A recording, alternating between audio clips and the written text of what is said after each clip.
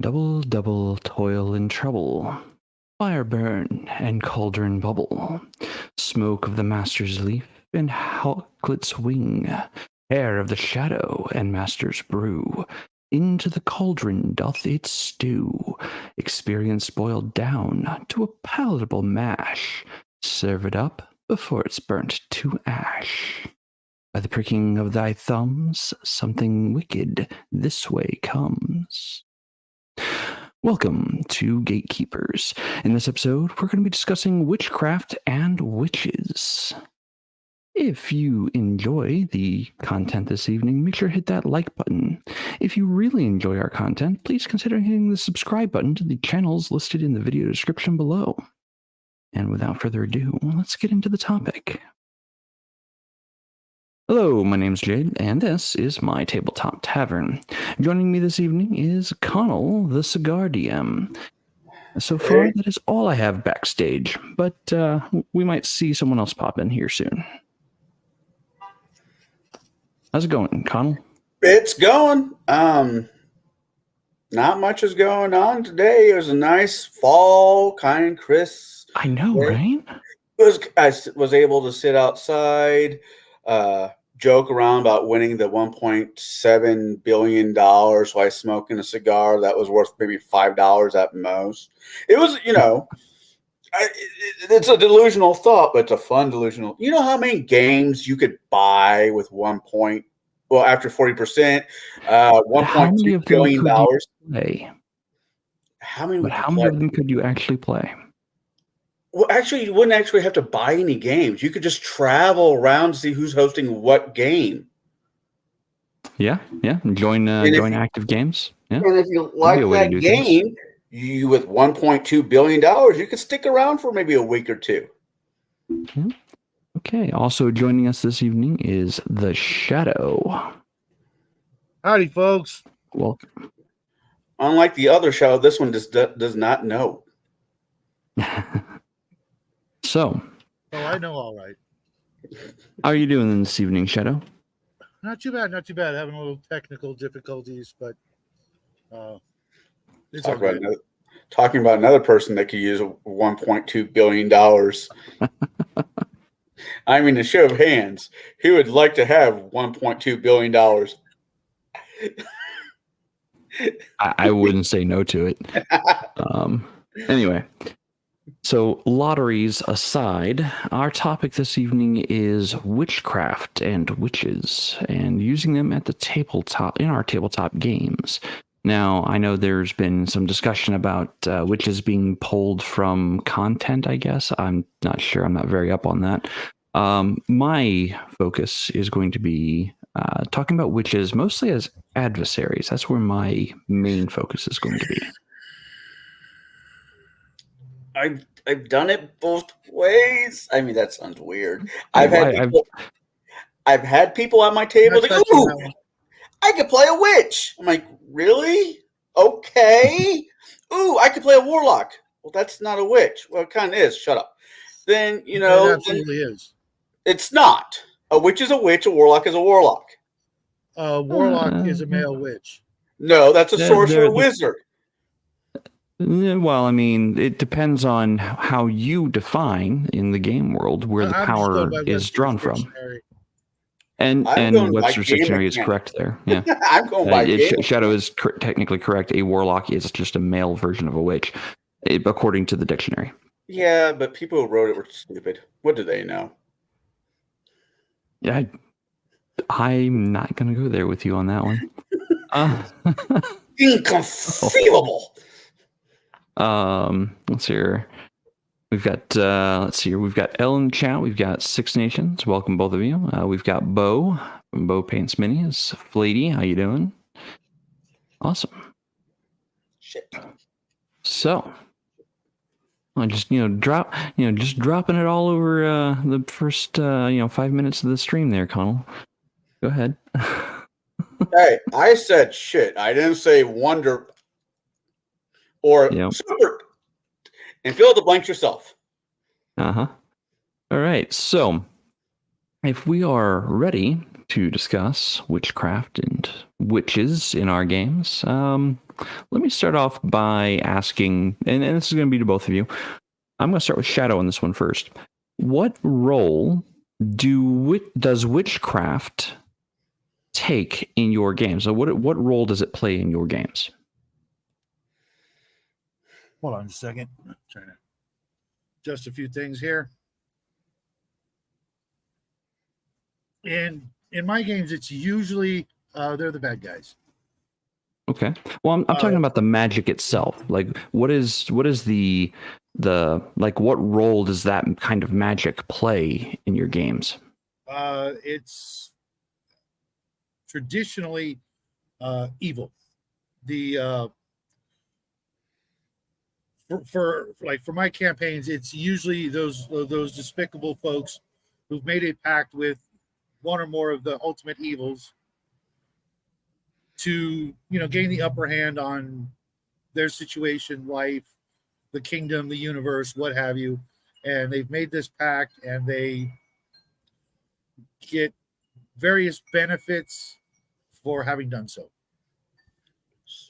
Okay. Yes, Conall, what role does witchcraft play in your games? A little bit both. Okay. Can you explain? For example, for the one shot I did on Table Breakers, I had her as a pie maker. Arguable, but sure. Well, she is the witch. There is no other witch other than this witch. She is the Grand Pumbaa witches, and I really do not like saying her name because she does have a real life not real life, but in mythology, she does have a counterpart outside of your gaming tables that I'm superstitious. I really don't like messing with too much. But like I said, I've had players who in original Pathfinder, there's a class called Witch, and it's mainly kind of sexist in my opinion through Pathfinder, because if you look at the items for witches, it's like witch's corset. I'm like, I guess a guy could wear a corset, but this is not exactly, working if I want to be a guy, and have play be a male and be a witch. So I didn't like what? Oh, my dog's being a doofus. Gotcha. But no, I've had players that want to play witches, so I've allowed them in my campaign because not all witches are evil. I'm a strong believer in this one. A good witch is also called a cleric. Tell me I'm wrong. You are wrong. I will tell you're wrong. They pray, and they get benefits for their prayers. As by his definition, the guy over there says they make a deal or they pray, and they get powers. Contrary to Conall's belief, the White Witch is a relatively new construct. It wasn't an old thing. They usually had completely different. We'll get into that one after the show. But anyways, Map's not a witch. She's a fae. Yeah. So that's fine. My table. So I get for me, witchcraft. I kind of go back onto the old adages of witchcraft. Yeah, I know they're probably very Christian-centric beliefs on witchcraft, but they're the ones that make the most interesting stories of adversaries. So they're the dark powers. They're typically the powers of the enemy or adversary for most of the campaign or the session arcs that I run. These are the things that the players will want to fight against and stop from being used due to their corrupting nature. So, given that now that we've just defined what we consider witchcraft in our tables, how do you maintain any type of sense of ambiguity or mystery surrounding the origins of or the power that is being used by the witches or the invokers? Conall, I'm going to start with you. How do you shroud their powers in mystery, and how do you present it to the players? Well, if there's an evil witch in the area, she's normally, I wouldn't say evil with a hard E, maybe a neutral evil, not maybe even neutral, but not good. Never, I'm not saying ever good if I'm running this way, but she's normally the one that you go to is like, I need a potion of something. And she'll give you a grocery list and you go out and get Eyes of Newt or whatever. And she's kind of working her way into a position of power that way, but she's never outrightly, pointy hat, green skin, flies room. She's never the hag. She's never the hag because most witches have the spell disguise self. And, or if not, they can probably make the potion, your miles may vary, as Max would say, but they're never up. They never show their true self. You always see the business or the side of them that you want, the side of them that they want you to see.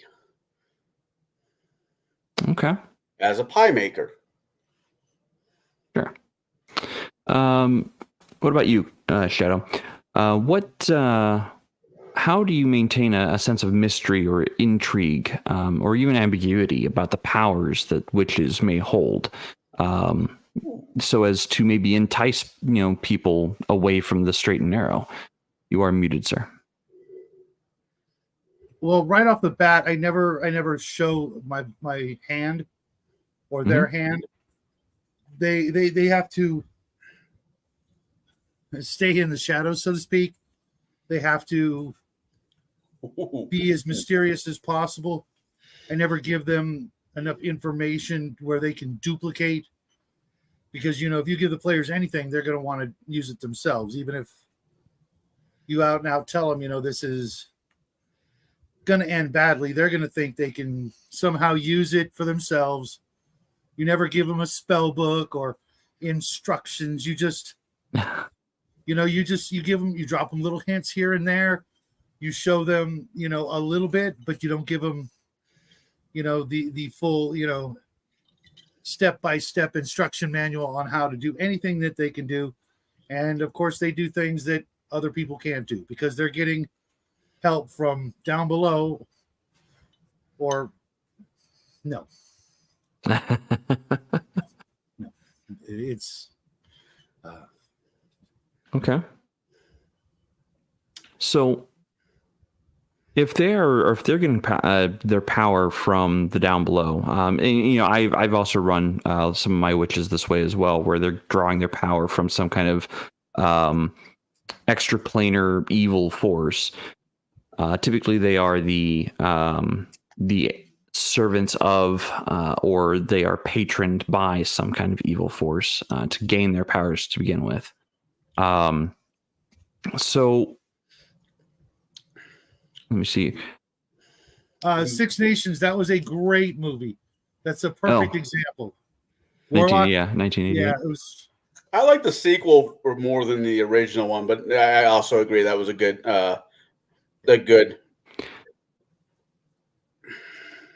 Oh yeah, androids and a few other things. I think Elle also mentioned something about witches being taken out of D&D, or the word witch being taken out of D&D and Magic, which if you can get it, the old Dragon magazine article from way back, I think it might also be in the Best of Dragon #1, had for the original D&D, had a really good article on making witches. A lot of their magic surrounded or involved different candles. They would make different candles of different color and use them for different effects. A lot of times leaving a candle, in the inn where the players are going to be, and then they go in, they light the candle, and then next thing they know, they've got to make a saving throw or two. Okay. Well, I mean, that kind of gets to the next. Yeah, I mean that gets kind of to the next question there for us, and that's the presence of hexes and curses. How do you incorporate these curses or hexes as... Okay, hold on. Someone's echoing. Turn your volume down. So how do you incorporate these curses or hexes as central mechanics to the game, making them either unpredictable or even daunting to players? Conall, I'm going to start with you on this one. Like, what curses and whatnot do you use, and how do you make them unpredictable?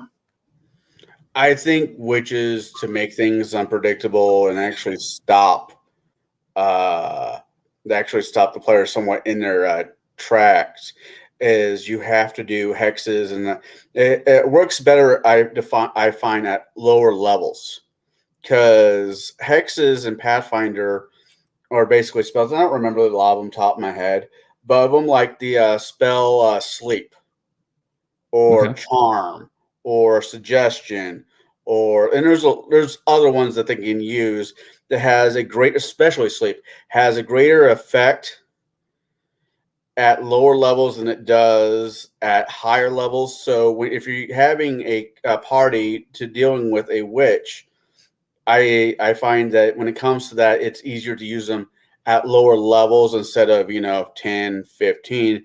Because if their fort or will or whatever is high enough, they'll just look at the witch and say, you drink what? And it's all over but the crying, in my opinion, when it comes to as witches as the enemy. In the tabletop game that you run or play, and witches just seem to be underpowered then at those levels? I run them fairly underpowered. Witches to me are more, if I'm doing the evil witch, she's more of a servant. She is not necessarily the big bad. And if I want a witch to be the big bad, you guys are never going to touch her. I mean, she's going to blow through town. It's going to be bad, missing children, Baba Yaga style rampage. And there's I know. And there's going to be the dancing hut not too far behind her, rampage. There's not much you can do.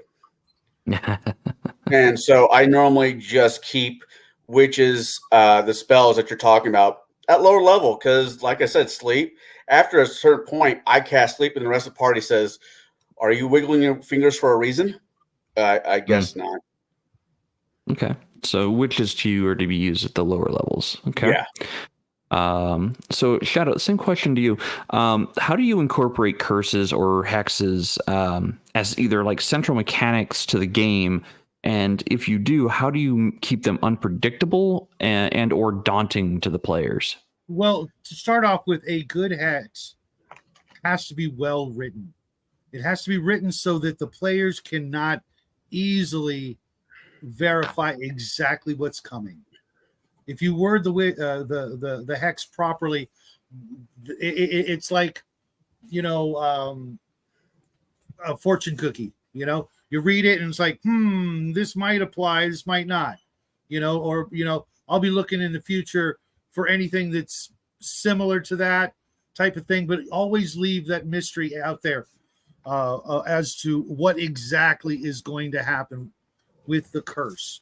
Now, as for witches being only low level, I've done that, but I look at them more as a mid-range to high bad guy, because they do have the backing. A good witch in a good campaign should sort of mirror the party's progress and rise in levels along with the party to make sure that there's still a threat until such time as the players can confront the witch, technically starting a little bit higher than the party, so that it's always kind of out of reach, because otherwise it's over too quickly. Kind of like I was talking about this earlier, the sort of Teenage Mutant Ninja Turtles versus Shredder, or Magneto versus the X-Men. It's just one person. They may have their familiar, their black cat, maybe some other things they can call up, unless you want it to be the full coven that they're going after. And then you've got various enemies that they can go through along the way.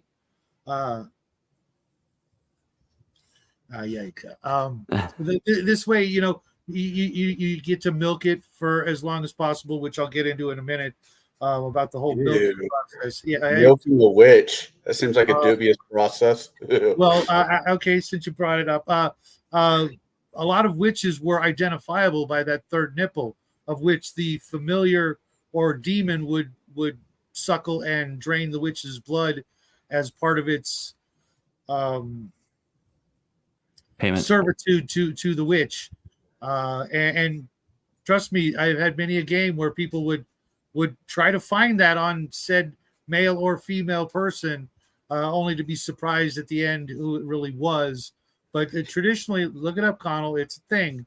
That's a nipple on a man. So that milk's not going to come out of it. No, it was blood. They would drain blood from it to feed the familiar or servant. Oh yeah, no, I know what you're talking about. It's a Salem massacre for about 10 years of stupid people killing poor women. Yeah, I know what you're talking about. As a matter of fact, hold on just a second, folks. We do have a question from chat. This is the Crafting Gamer questioning. How do you handle witches in different cultures? And do you port a witch from one culture to another culture? Who wants to field this question first? I was just showing off my Witch Hunter's Bible. Oh, Jesus. So the question is, this comes from crafting. How do you handle witches in different cultures? And do you port a witch from, let's say, Western Europe to a place like Mesopotamia? Do you ever port witches from one place to another? No, if I want to do a witch in a different region of the world, I normally don't use the word witch. I'll use shaman, medicine man. Depends on what part of the world, what part of the region I'm using. Witch is in my opinion, witch is such a umbrella statement because there's so many things that fall underneath that the idea of what is a witch. That I normally just, that's all right, you're wrong. That I normally just haven't been yet. Oh, buddy. Yes, Scott. By old definitions, Dr. Quinn Medicine Woman would have been a witch. I'll use Renaissance. I will use whatever region of the world the closest thing I can come to it. If it's being a druid, it being a shaman, it being a medicine person, it being a voodoo doctor, some variation of what it is. Because to me, witch is an umbrella statement that a bunch of things just fall under. Okay. And that's gonna lead into another question I've got. But Shadow, do you want to field this question at all from crafting? Yeah, I was going to say, what better way to add an element of mystery to the witch in question? Having them appear, or having someone in the story appear to be from another land, thus, the mysterious nature, or at least the unknown nature of said person. Because the great thing about a witch game is you've got to have that red herring element. Everybody's got to suspect so-and-so for being the witch. If you look at most witch stories, a lot of times there's I forget the really famous one of that the woman that they thought was a witch because she lived out by herself out in the outskirts of town. And the poor Dutch lady. Yeah, right. Who was just closer to an herbalist or whatever. She knew how to do certain things to help the locals. But then when bad times came, they blamed her and burned her out of her house and blah blah blah. When someone else was in fact the witch. Having that red herring element, everybody throwing stones at this one person and thinking that they're the witch, when in fact the witch is doing this behind the scenes, just they'll never catch me kind of thing. But having the witch, regardless, be from another location adds to the element of mystery, and that gives them more that they have to research and look into. Maybe they'll find out that the person that they thought was a witch is actually a formerly well-known or persecuted healer of some sort, or druid or something like that moved into this area because the other area was bad for whatever reason, and now everybody's like, looking at that person suspiciously, and it gives you the opportunity to throw in elements of maybe a culture you actually appreciate and want to show off a little, or maybe you've made up a culture all your own that this person or that person is a member of, and entice them into learning about this instead of it just always being about kick in the door and kill whatever's in the room and take their stuff. Give them interesting things to investigate. Okay.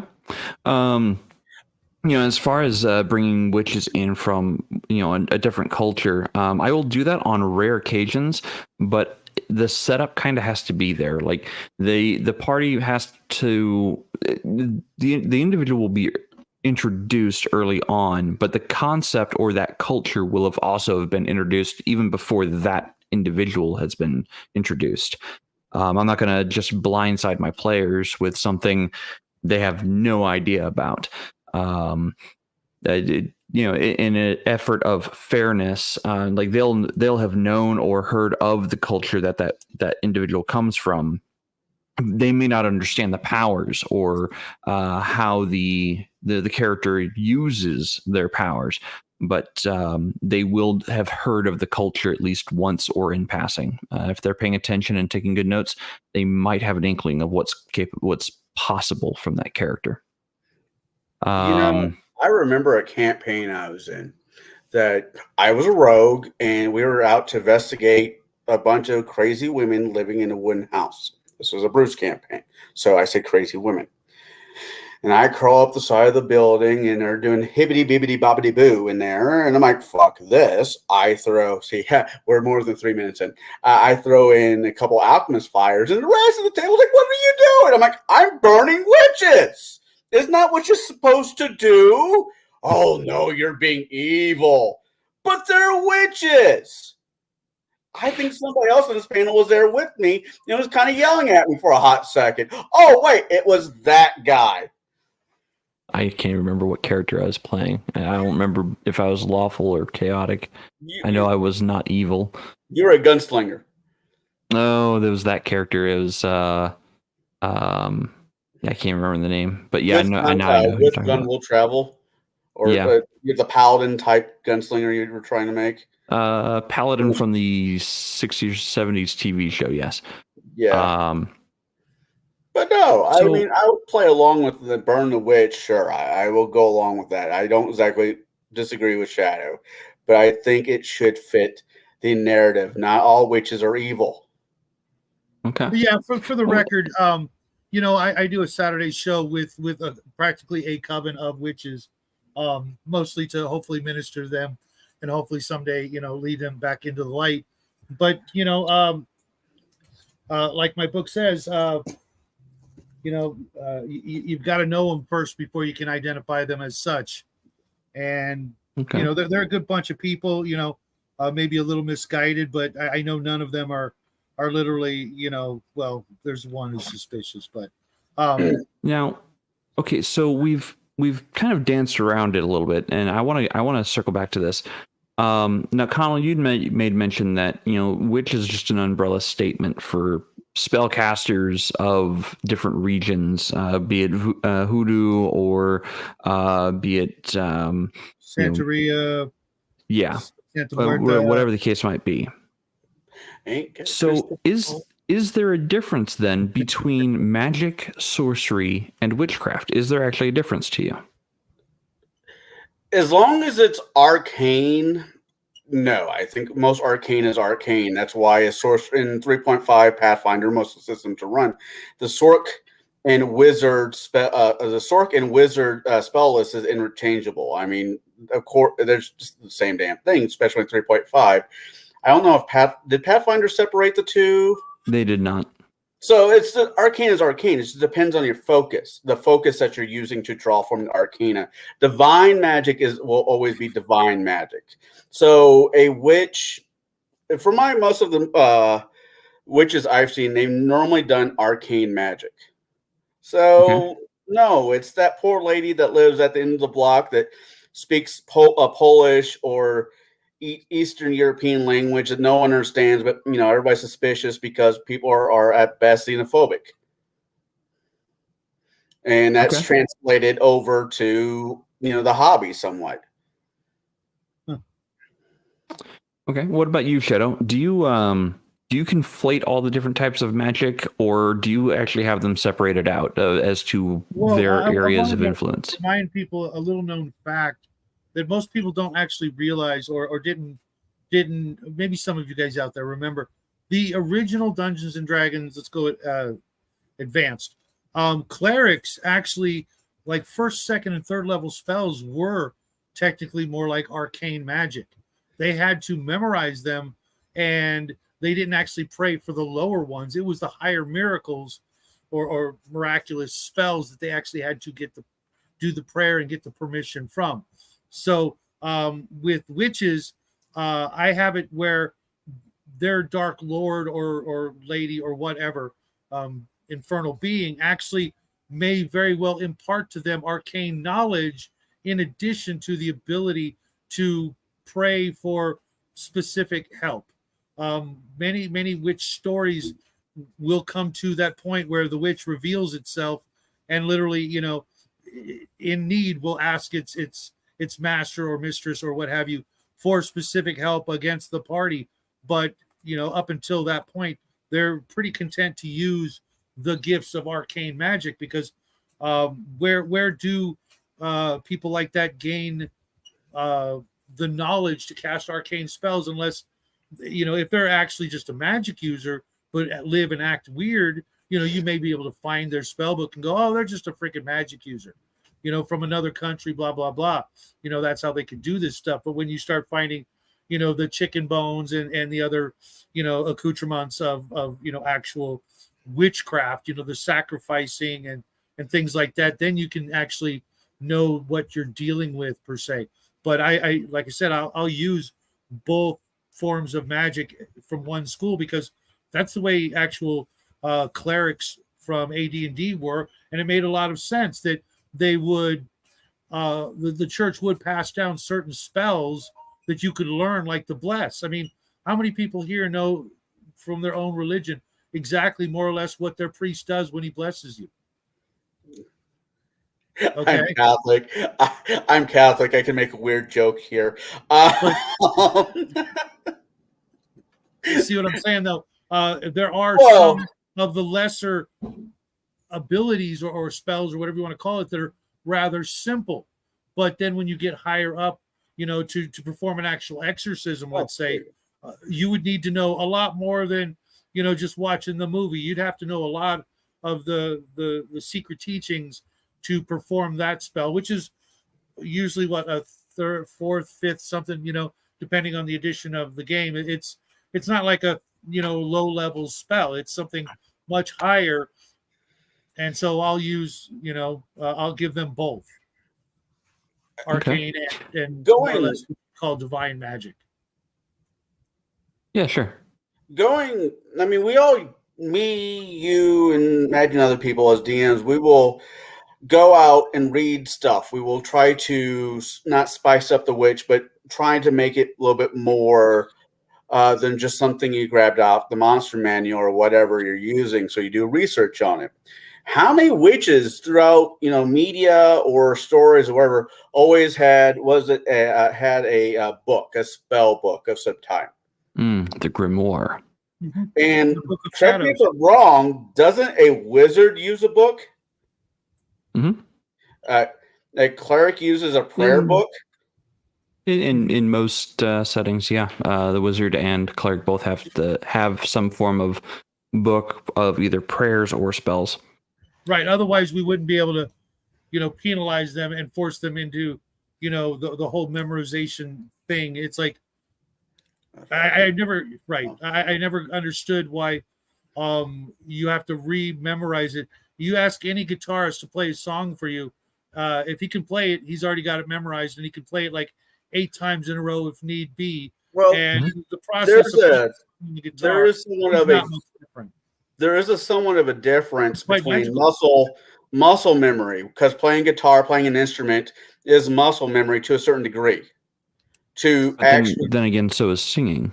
Yeah. So if they're I'll give you that. Okay, I'll give you that. That's why I use music as an example, because they may not be good at or have a pleasant voice to sing the song, but you can guarantee that song is rattling around in their head as they're playing said song. Boy, and it's not for just me, charm, Scott. So for me, there is a distinction between magic or arcane magic of wizardry and sorcery. There is a distinction. One just is born with it and draws the power from within. The other one draws the power from knowledge. Whereas witchcraft, for me, at least at my table, I go with the Western style witch, the Western European witch, which is the one who calls upon dark forces to grant them power over their fellow mortals.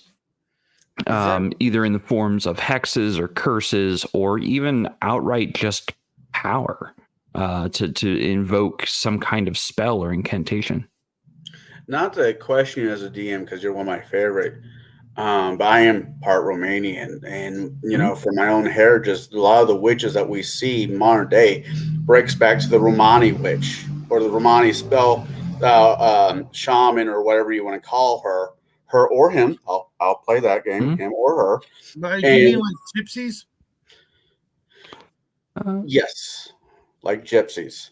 Rom is. Never mind. It's a more elegant way, you heathen, to say that particular name. But no, I see a lot of the more Western, as you say, Western witches, the way we see the West, is just a call back to the fortune teller. Okay. No, I mean, so when I think of my Western European witch, I mean, granted, its origins might be in the Romanian travelers, or their fortune tellers, but it's more the German or French witch, the ones who are these hags who go out and live by themselves to entice people occasionally, so that they can sacrifice them for their dark lord or for whatever their current objective is. That is the style of witch I typically run, which I know is a very narrow scope on witches, but that's the kind I typically like to run in my game, because they make such a great adversary. And if they do actually have the spells that of glamour, they can make themselves look like something they're not. So my witches can be either like swamp hags, or the old cackling woman, mad woman out in the forest. You don't know what they're truly up to until you investigate. And you're right, they could be harmless little old women who like to bake. You don't know where they're getting their ingredients, but they love to bake. One does not ask how the sausage is made. I think your dad told me that. Yes, I think that is something he has said before. So be it the arcane caster like Merlin, or a sorcerer supreme, my witches are different because of where they draw their power from and how they draw their power. Typically, they are giving the life force of another to empower their spells, or to gain more years of life onto their own. Most of my witches are in that game, that I want to live forever game, and I'm going to do everything necessary to do so, no matter who it costs me or who it costs others.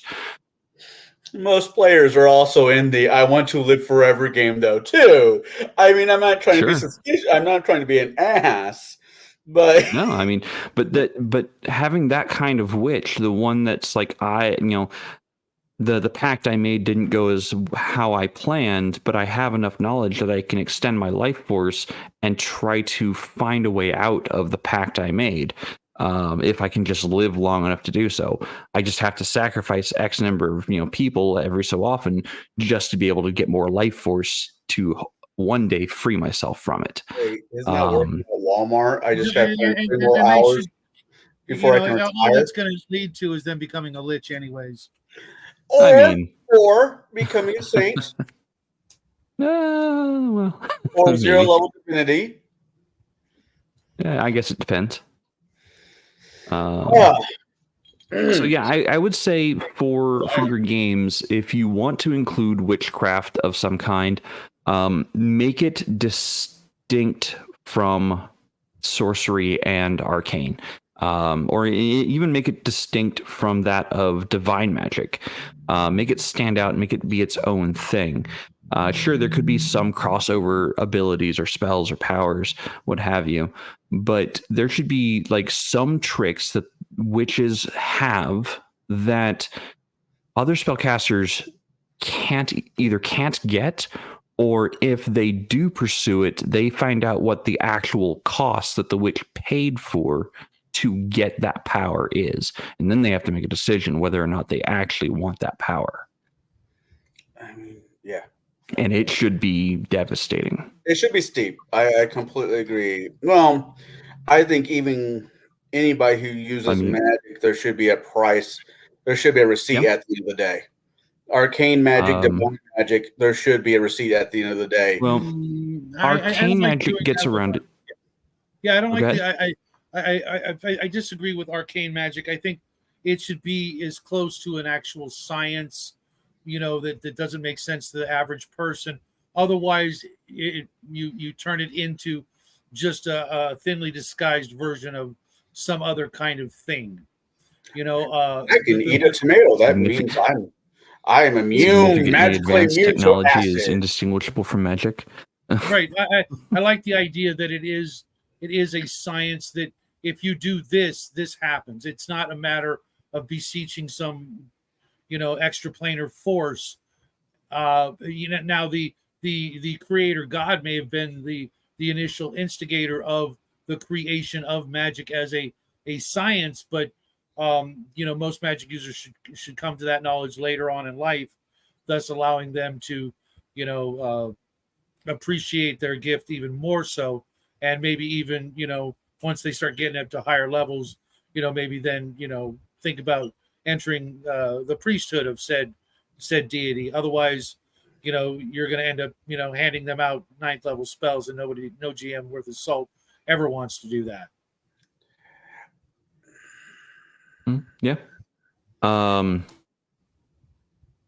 So I guess I kind of have to ask, Conall, what is the source of witchcraft in your games? Like, where's the actual magic come from for them? Nature. Okay, so they're more like druids then. Well, as I said, I use witch as the umbrella statement. Most of them get their. I mean, yes, you could do the pack with upstairs. You could do the pack with downstairs. You could do the pack with the next realm if you're able to talk a fae into signing a lease with you. 2-year lease, whatever. I mean, you're making a deal with somebody. That's realistically where the power comes from. For most ideally, when people think of witches, well, they get their power somewhere. I'm like, why? Why can't they just get their power from nature? If you look at most of the witches, they have to go. Nature wants to kill us. Hold, not everybody wants to kill you, you paranoid fuck. Now, what? I said nature. Oh, I thought so. I mean, Mother Nature is doing its damnedest, but yes, nature does not like us whatsoever. Nature, no, I'll still agree with that. You paranoid fuck. Love you to death. Anyways, by the way, this is really good. We could tell you're quite enjoying yourself. Oh, I've had a long day. But no, nature. I mean, if you look at most spells, if you go with the old-fashioned way to run, to make potions, you had to go out and get ingredients. It wasn't, I think it, therefore it happens. No, you had to go get psionics. Right. Well, psionics, arcane, yeah. So you have to go get frog legs, blood from a child, or whatever, which I disagree with the blood from a child, making an old crusty man like that guy. But it should be nature-based. It should be nature-based, in my opinion. Yes, Russell is right. In my opinion, witches are a arcana/druid type places. You can do the pack. I understand why a lot of people like doing the pack. It's easy. There's no real thought behind, I'm just going to sign a lease for X amount of years type situation. I get a brand new car, apartment, whatever, sign a lease type deal. But if you get somebody who actually wants to sit down and think about it, where do these potions and all these stuff that the witches make? Oh, wait, from nature. At the beginning of this show, you read off Macbeth. Everything that you said. A Macbeth-inspired incantation, yes. Right. Everything in that ingredient list came from where? Oh, wait, nature. So everything from nature. No. Do you get a feather from an angel from nature? No, that's a divine call. I would love to see one of those. I wouldn't. Would you really want to see a creature that always has one wing dipped in blood? I'll take a hard pass.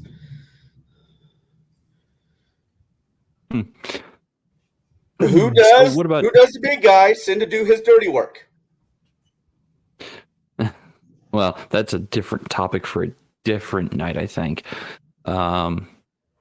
Angels and demons.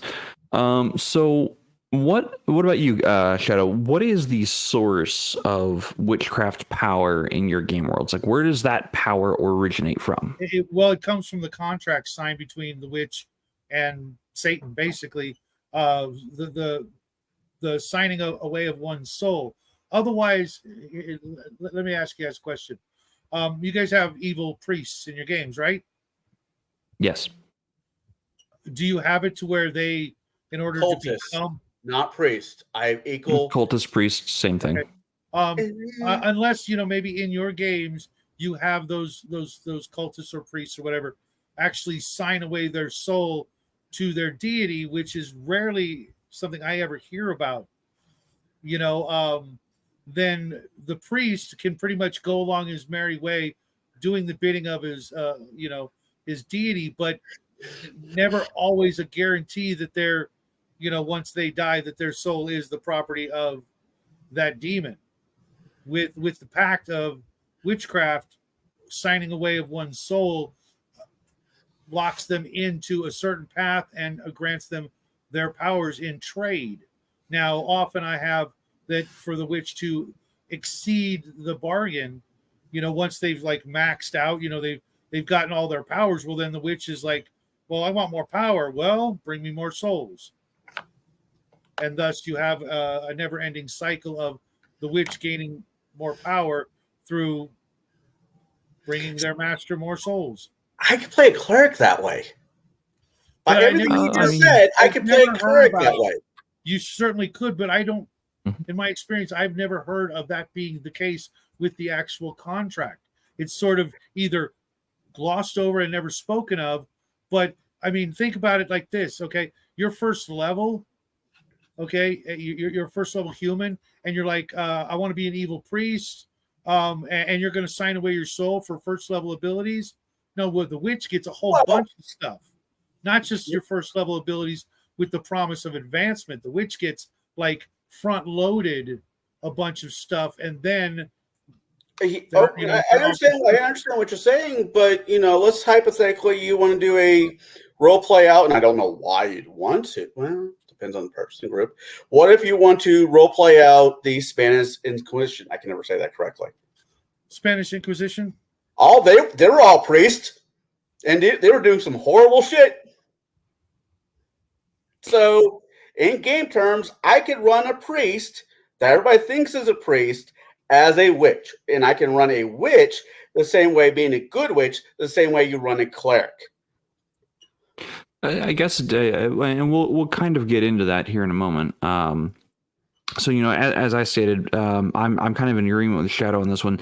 The witches I tend to use, the more Western European witches, derive their power from some kind of pact with some greater evil, and their pact is what fuels their magic. Now, as far as like how the magic works, and because we've now defined its source, or each one of us defined the source. In what ways do you emphasize the nature of the magic in the spells that they're using, in the abilities that they use? Is there any kind of visible tell for the players to know, that's evil, or oh, that's like raw power of nature coming at me. Do you ever flavor it in such a way, and or emphasize its origins in that way? Shadow, I'm going to start with you on this one. I'm not sure exactly what you mean. So when the witch casts the magic or locks in a curse or a hex onto somebody, is there some visible or some tell that it has, one, gone into effect, and two, can people tell that it was evil incarnate that just befell a person? There are a lot of traditional tropes, like the smell of brimstone, your cheese or your wine curdling or something like that. The inclement weather everywhere you go. Little misfortunes along the way. I'll use that sort of thing. Again, to leave it sort of ambiguous, was this, the effect of the witch's curse or the witch's magic on you, or is this just bad luck, or this just, stuff happens and I'm using it to, keep you on your toes at all times. If I want you to think it's the witch, it's going to start subtle, and it's going to build up like a snowball going downhill. Little things here and there until eventually, in your heart or in the cockles or whatever you have, that you're now cursed and have been targeted, and now you need to do something about it. At which point I'll,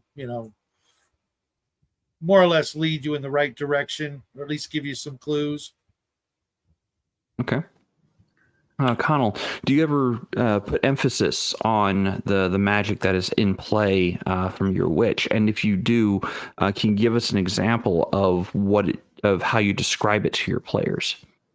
I normally give it a scent, like Shadow said, brimstone. If it is a witch doing a non-necromantic spell, there's normally like roses or sage or rosemary, yeah, something herbalish. When they're doing evil, it has the reverse. Rotten eggs, the smell of blood, the iron smell. When you're if you're around a lot of blood, you find out that it has a iron. Copper, iron smell to it, whatever. And so depending on what the spell will determine what kind of smell that I will say, well, you cast this spell. As you're casting a spell, a small puff of XXX smell surrounds you. So that's because once again I go with witches or people that cast that style of magic being more herbalist, more nature based. I will use smells that you'll find in nature versus they smell your I don't know, your microwave blowing out because you use magic in your apartment. Bit Dresden there, but okay. There's certain games that do modern day witches. I mean, might as well, throw in modern day appliances as well.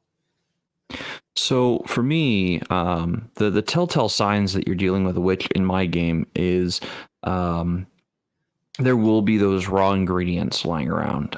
The eye of newt, toe of frog, fillet of fenny snake, so on and so forth. But you'll also have the other telltale signs. You'll have athames or sacrificial daggers that the person will use to either draw their own blood or draw the blood of another to be able to cast spells or powers. And a lot of their power, because it is a trade, it's not just I'm just granting you this power to use. No, I am trading you this power for something in return, and that thing in return is going to get more costly as you use or employ the powers. So the telltale signs are going to be, again, those effects that you normally associate with witches, especially, being the month of Halloween. We see the black dress, the broomstick, black cat, and then all the different potion bottles of different spices and herbs and other things that might go into a potion. Wow, chat is moving a mile a minute here. Oh yeah. I will. Let's see here. Oh, come on, some of that. I'll get back up to some of these other ones too. The emancipated spawn. Let's see here. So, where the power comes from might also, and this is for the game masters to decide for their NPCs whether or not it's necessary or not. And that is, what moral dilemmas are associated with using witchcraft in the games. And these morals or ethical decisions are actually more for if the players decide to start going, hey, we keep running up against witches, maybe it's time to fight fire with fire. And then that's where these moral dilemmas really come in, huh? I see. Then they've lost. Then they've lost. They're the heroes. And maybe to you they have lost, but if they're willing to make a sacrifice to save the greater good or to save the greater number, to do something noble with the power, like there are moral dilemmas there. And if they decide that fighting fire with fire is the most effective way to defeat a witch that has gone and gotten so powerful, like, is that an option for them? And if it is an option for them, what are the moral dilemmas you pose to them? So, Shadow, I'm going to start again with you on this one, because I know you said to you they have lost. How have they lost? Why did they lose, in your opinion? Because they're using. Well, I mean, basically, it's they would, in order to make it work, they got to sign the same sort of pact, and then they're working with the same people that they profess to be working against. So it just doesn't work that way for me. I mean, the party's already going to have a priest, a paladin, a thief, a magic user, a cleric, stuff like that.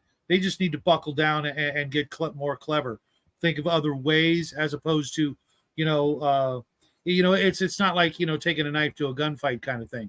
You can't just pick up witchcraft and go, I'm going to throw it back at you. No, you use your arcane magic or your priestly magic, and you fight the good fight. As soon as you go into, okay, we're going to sign and try and get a better deal with Satan than you got to defeat you. Well, no, now you're just working for the same bad guy who's going to tell you, well, you're both working for me. Knock it off and go burn that village. No. Okay. So, and this is still within that same hypothetical for you. What if that witch had turned their back on their master? What if they were trying to employ those powers against their master, but were still using the powers and making the sacrifices to gain the benefits to work against their master, and the players decided, hey, this person has turned their back on well, in your case, Satan. What if we petition for the same powers to defeat this person because we're tired of their rampage, we're tired of the nonsense? I could see that being an interesting situation where an NPC or player, like say maybe a player loses a character and wants to make up a new character who's a former witch and wants to join the party to get back at the very same coven that the players are already after. That would be very, very interesting. If someone brought that to me, I'd be like, okay, let's see what we can work with. You'll be able to use certain things, but obviously you don't have all of the former powers, but you would be able to progress in a new profession and something like that. Otherwise, I don't really see how I could work that into my game. You know what I mean? It would be kind of difficult. I mean, I have written myself into a corner, but I'm okay with it. Okay. What about you, Conall? What moral dilemmas, if any, exist with using the powers of witchcraft, whatever their source may be? It's kind of same as a wizard or a sorcerer in the same moral dilemma. Because if you stroll through a village that is very superstitious towards all things magic, or you come across a tribe of barbarians and you cast something small, there's a good chance that you and the party might get ganked. I think very much, unless unless you're playing the stereotypical ugly witch, no one in the village that's okay with magic is going to say, "Oh, wait, you're a witch." I mean, when you have a sorc, a paladin, a wizard, a druid, everybody else is casting magic, and you're going to pick out the one woman that's casting magic and say, "Oh, wait," or a guy, "You're a witch." It's not, in my point, and I don't see it happening that way.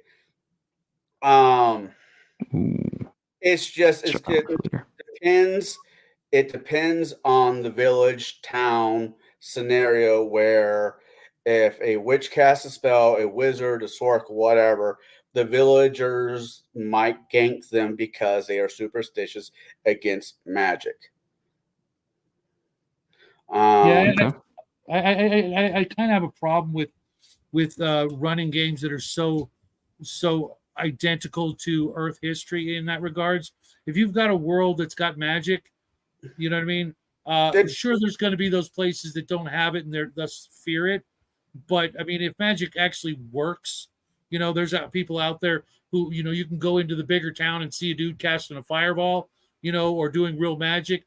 The fear of it is going to be more of, envy and jealousy and, admiration versus hardcore fear, because, everybody will know that, all it takes is, pay the tuition and go to the Harry Potter school, send your kid there, and next thing you know, magic's in your house. It's a regular thing.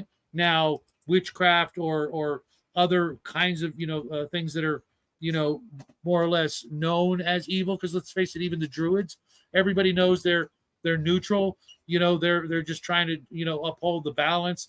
And then more than likely, if a druid comes across you in the wild, you got a broken leg, they're going to help you out, right? Not necessarily. Well, I mean, if you're a jackass DM and you want to just go, ha, the druid thinks I'm keeping the balance of nature, I just threw the druid in there to not help you and make you suffer a little more.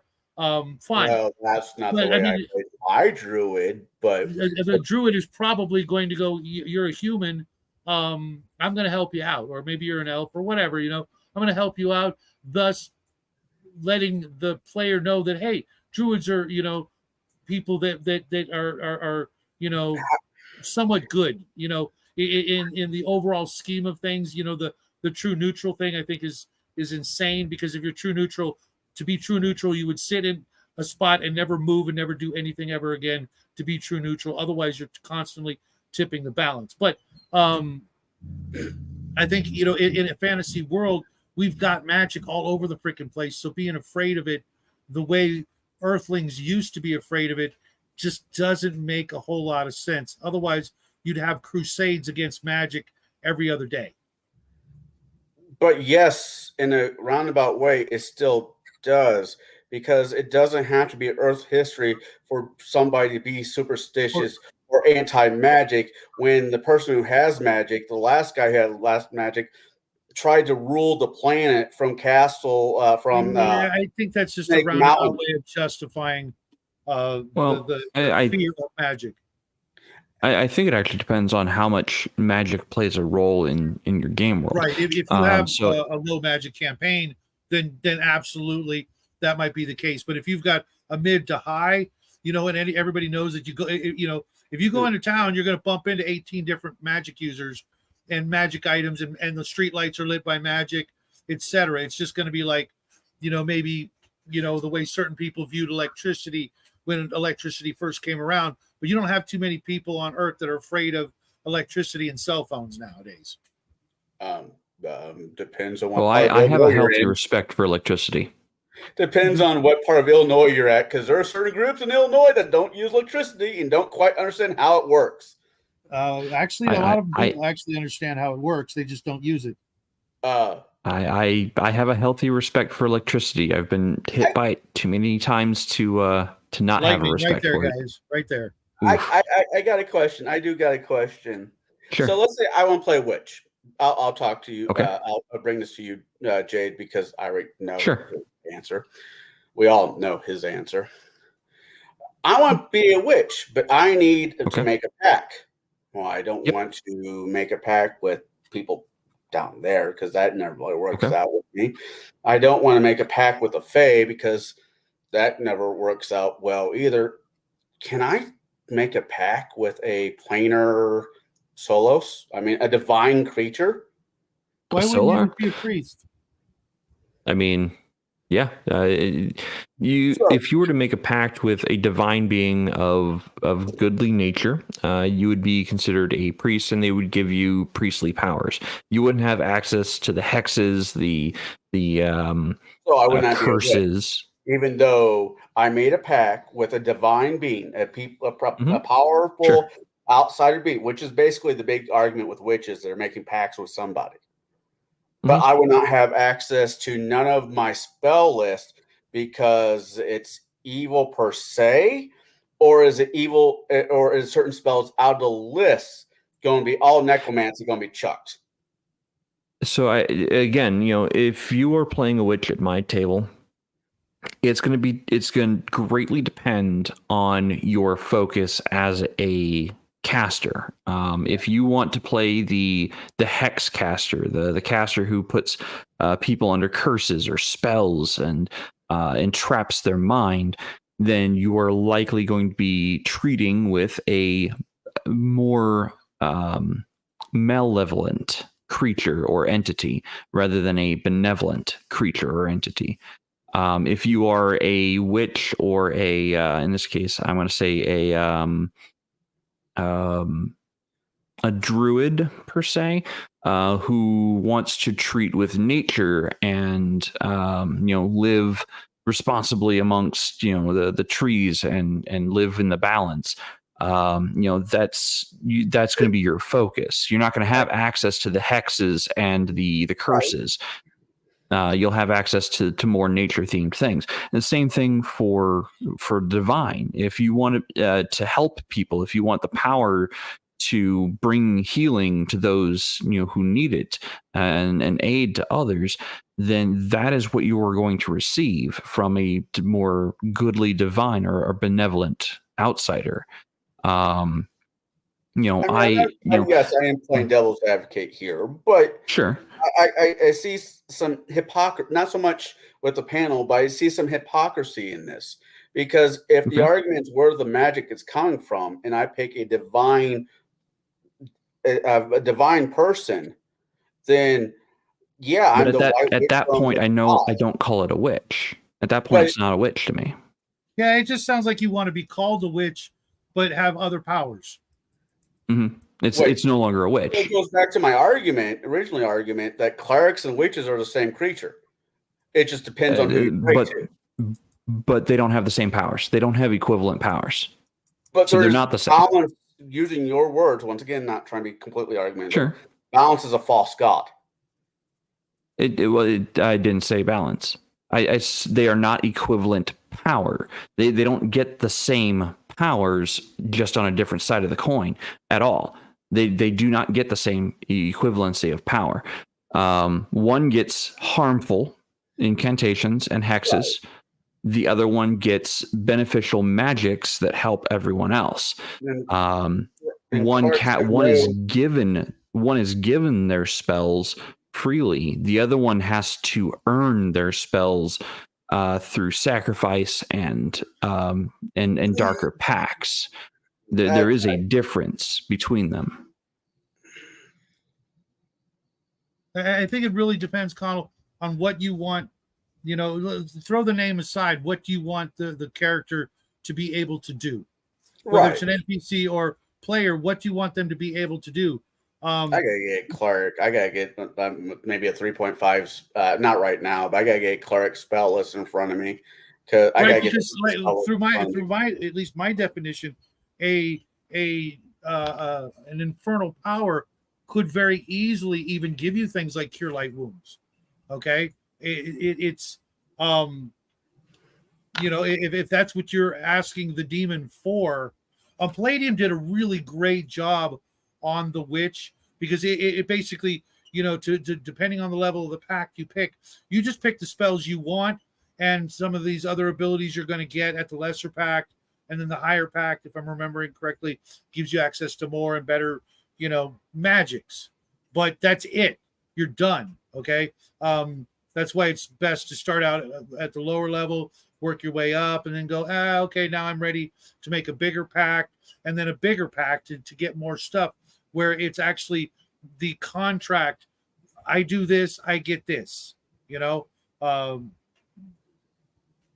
versus I'm going up a level and I get this, period. Well, that's just system based, where it's I go up a level, I get a new spell. That's not a broad overall, if we're gonna bring systems into it, which I know that systems have been, different game systems have been mentioned and thrown around. I'm gonna throw Index Card RPG into this mix, because one, the powers and loot that a person has is what they are. So it's, if a person wanted to be the type of character as Witch, which I don't believe exists in core or second. It might exist on the forums somewhere, but if I was to make a witch, it would be darkly themed. Like there would be very dark thematic tones throughout its powers, its equipment, and the things it can do, and the spells it can access. That would be intentional design for that character type. Now, if a player's like, well, I like that, but I don't want to go that dark with it, because I'm a home brewing game master, and I'm okay with making new powers, new classes, new races, whatever for the table, so everyone is happy with what they got, because I really don't care. At the end of the day, it doesn't matter to me. I will make new powers. I will offer, a little bit of carrot for the stick that they have, chosen to play. And it'll work out in the end. Now, the powers themselves, if they want the really awesome powers, they're going to have to do something for them. They're going to have to earn them through their pact mate, or their being that they have made the contract with. I might be having internet issues. No, I hear. Or someone else might. So, I mean, like I said, not really trying to be argumentative too on this, but the subject is, I think the subject witch, being able to play witch or running a witch at your table, I know we need to get back to your questions, is very much a table by table scenario. Not every DM is going to rule the same way. In my opinion, witches should have a little bit more, depends on the way that they're playing witch, should have a little bit more freedom than all witches, all werewolves, all vampires, everything that you think is evil is still evil, and you don't have a say in the matter. I mean, but think about the think about the time of year we're discussing this. This is October, so we're thinking along the lines of spooks and haunts and all things that go bump in the night. So I mean, I'm kind of keeping to that theme. Do I think witches could be good? I think they could believe, either mistakenly or not, that they might have a handle on their power, and they might believe themselves to be doing good with the power for a time. Same argument with wizards. Oh my God. Yes, you could. And there are evil wizards that, they think they're doing good, but they are too close to the scenario, so they don't fully understand the evil that they might be rotting upon the world. But because they see the good results of what they're doing. all the while selling a little more of their soul as they go. As I said earlier, I think every magic, divine, or arcane should have somewhat of a price tag at the end of the player's existence. And a consequence, as one would say.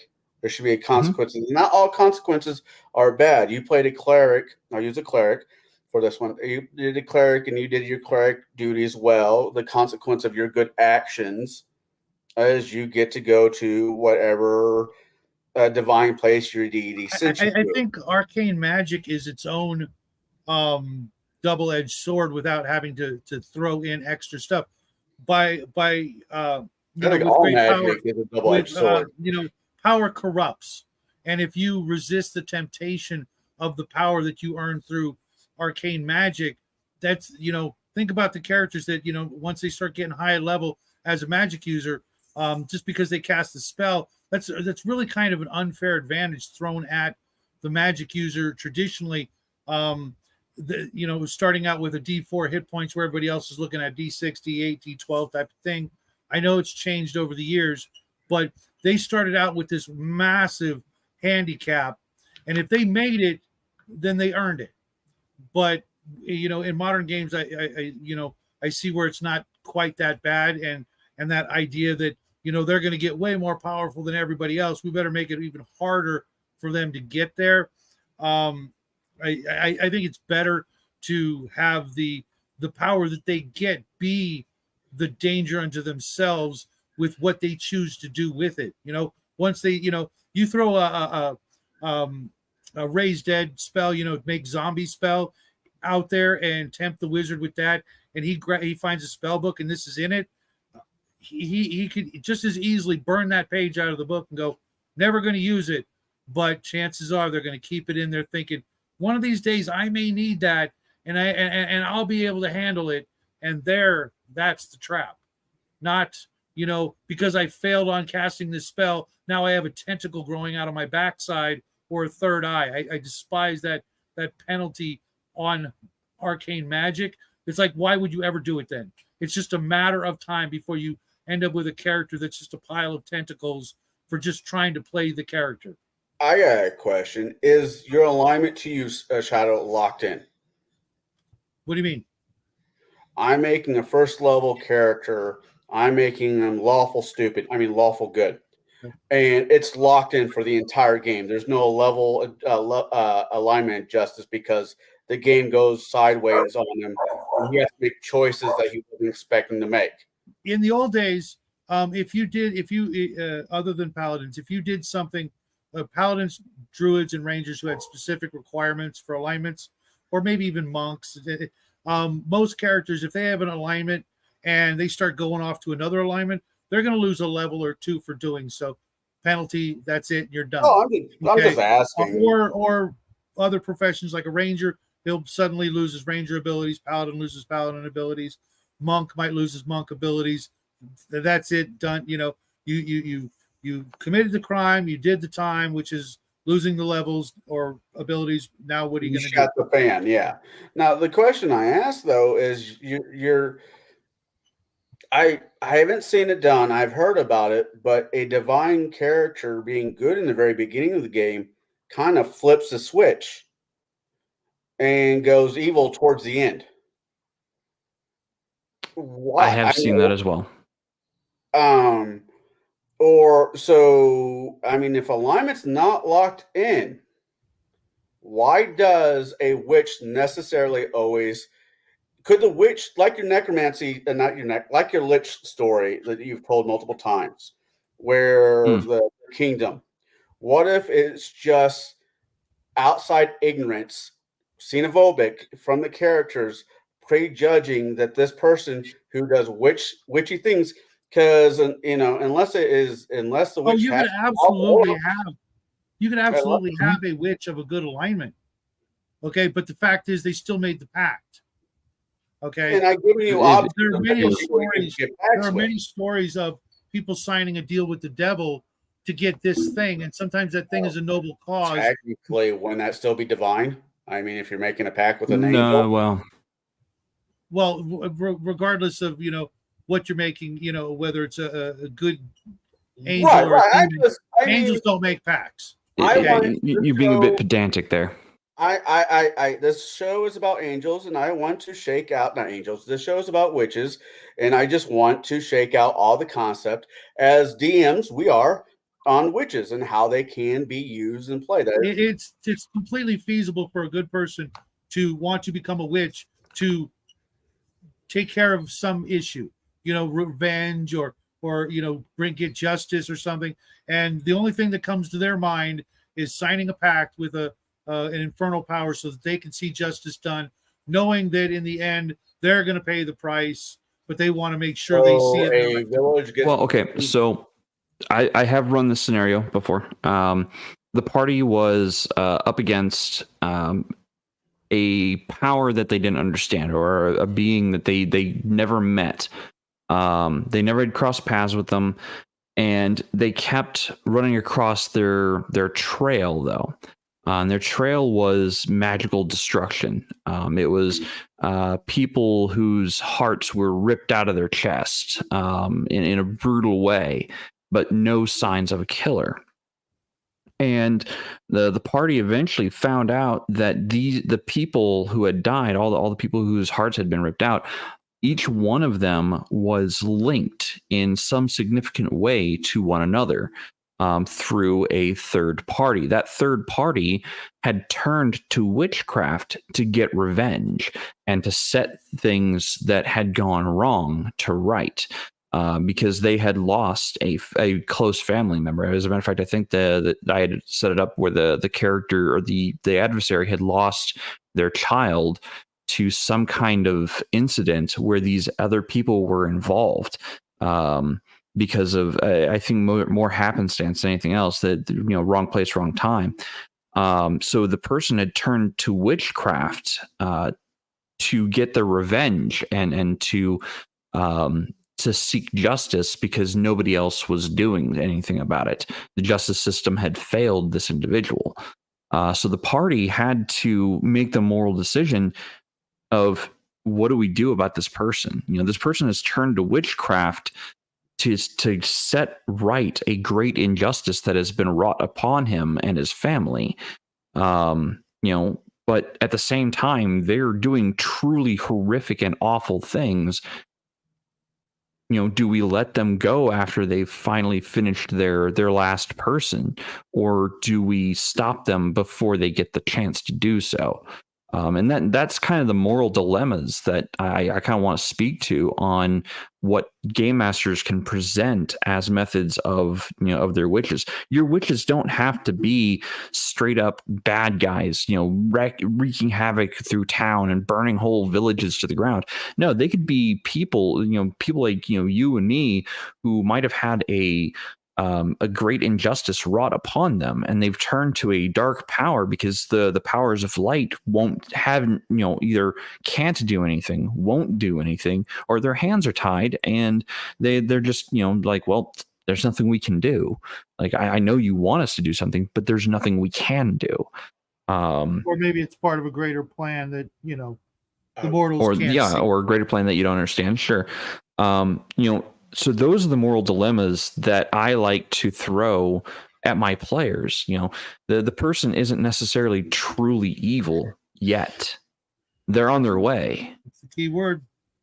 5th edition, I know it's a hated subject. 5th edition has it's a game system, which has paladins that, using your statement about vengeance, how's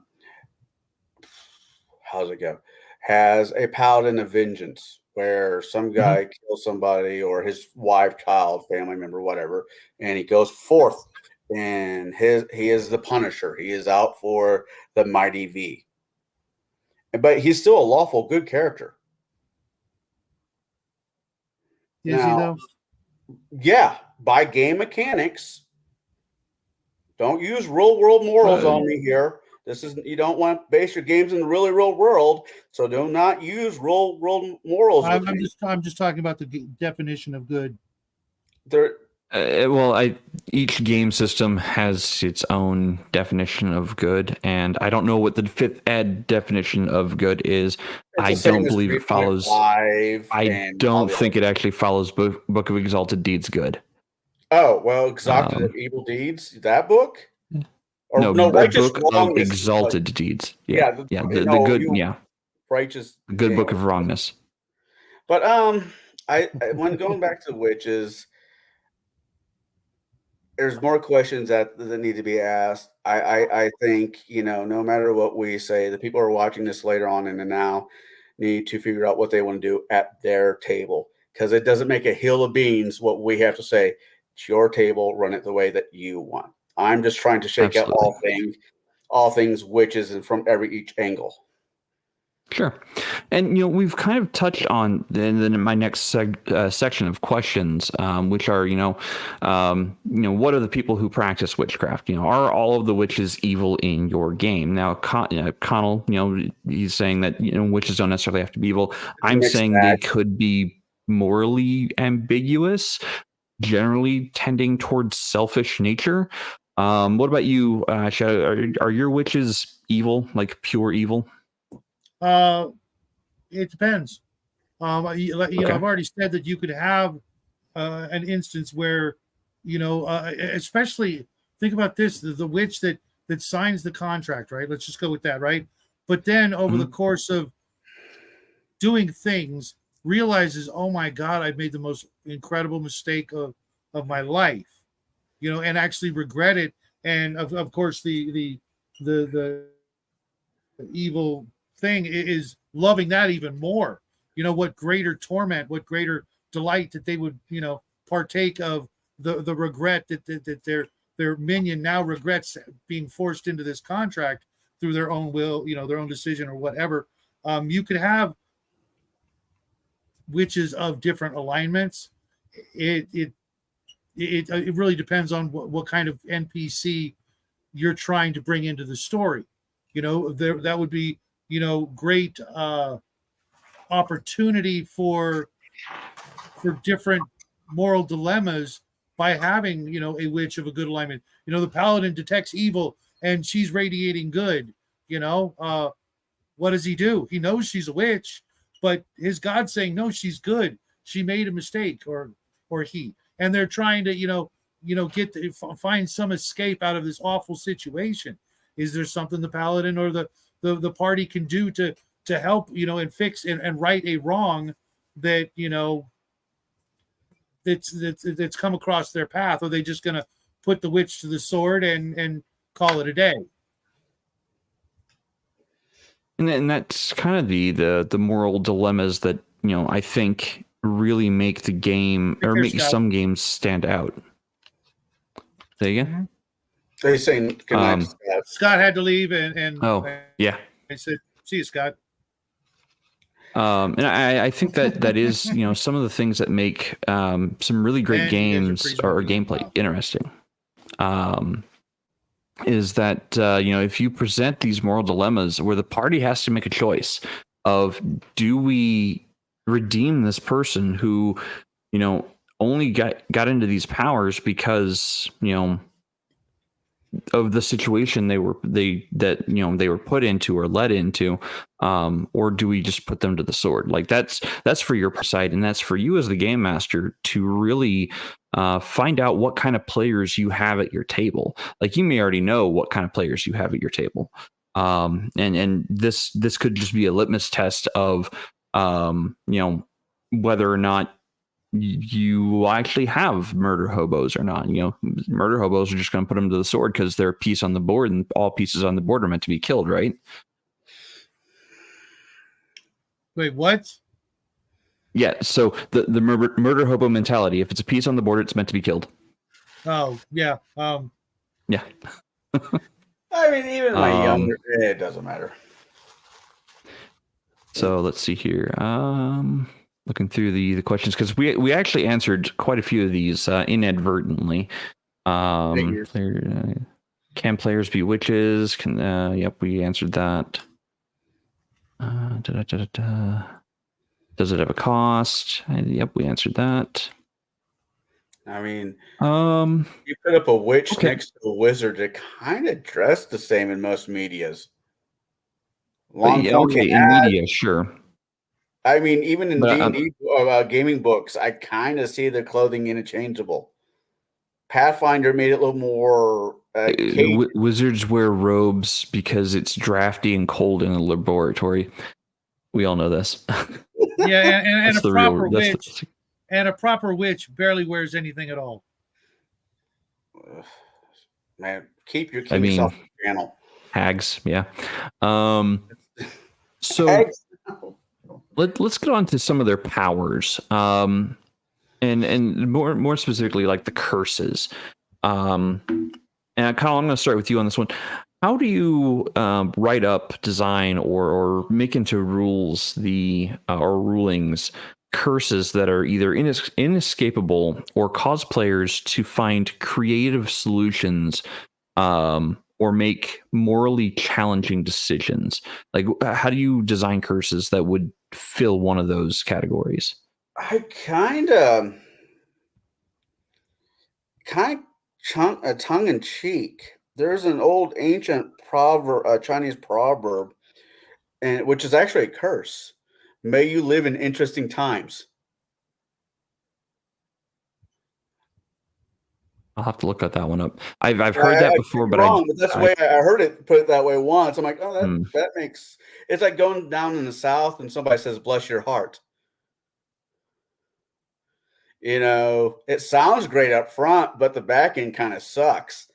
But when it comes to curses and spells, I kind of take a page from somebody else in this panel, rules as written, unless I will outrightly say no to any necromantic spells if they want to play a good witch. I just outrightly just say no.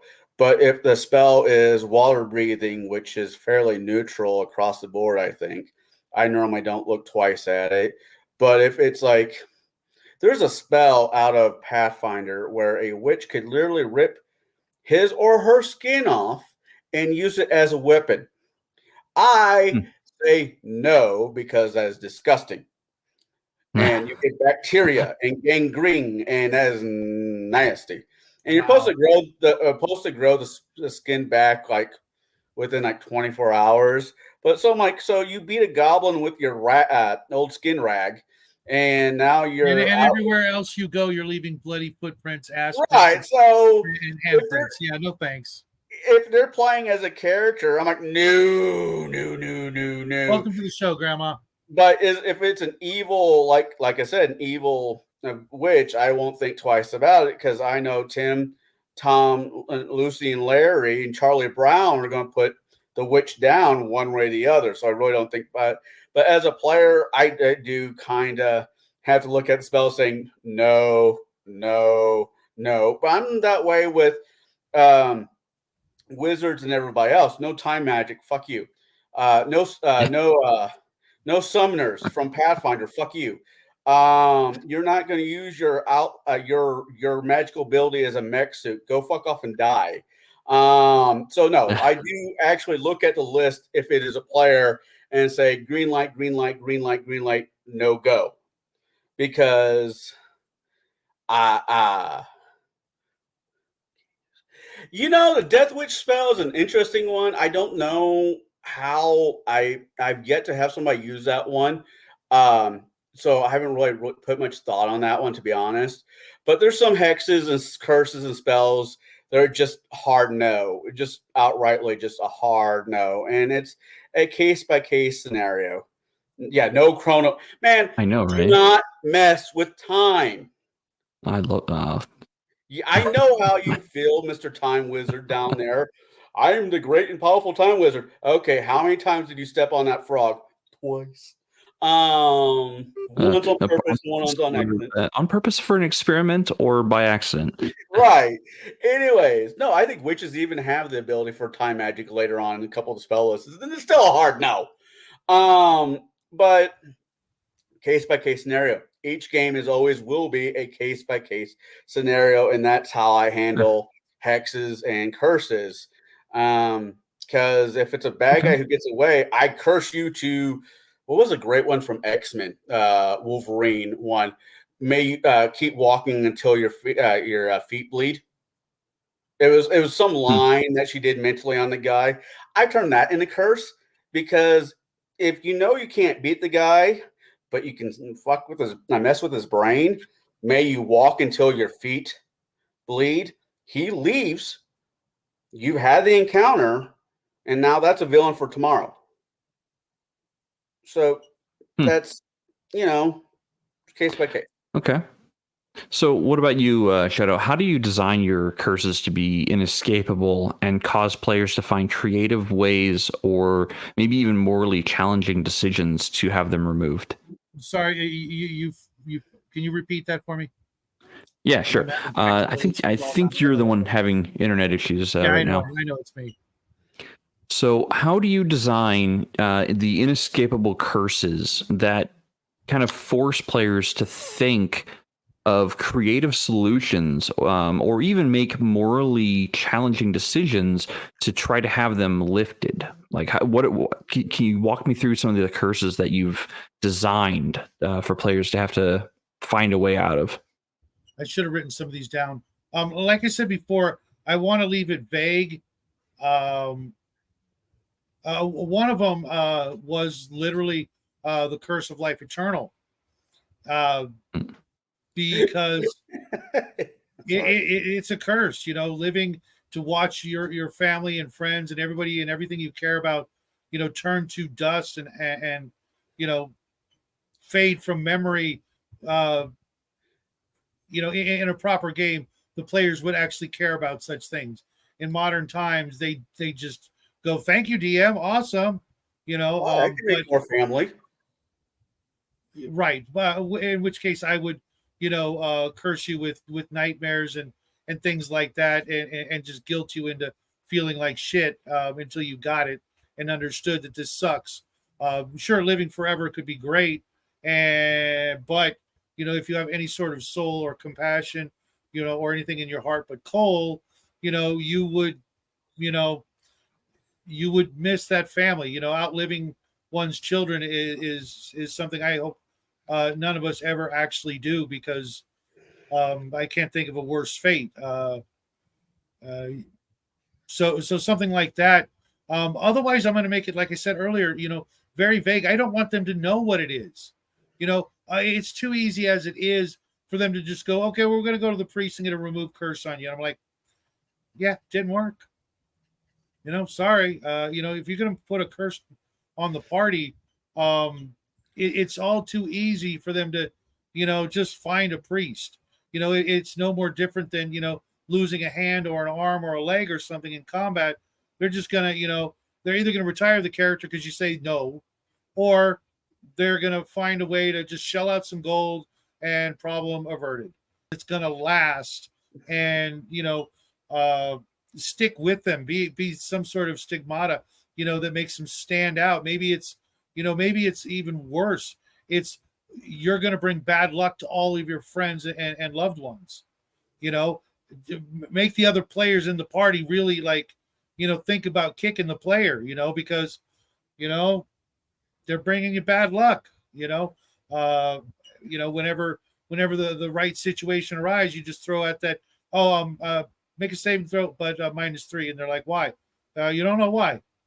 And then look at, that particular offending character with the curse, and make it, as unsubtle as possible, but without saying it, let them know. I mean, can you think of a nastier curse?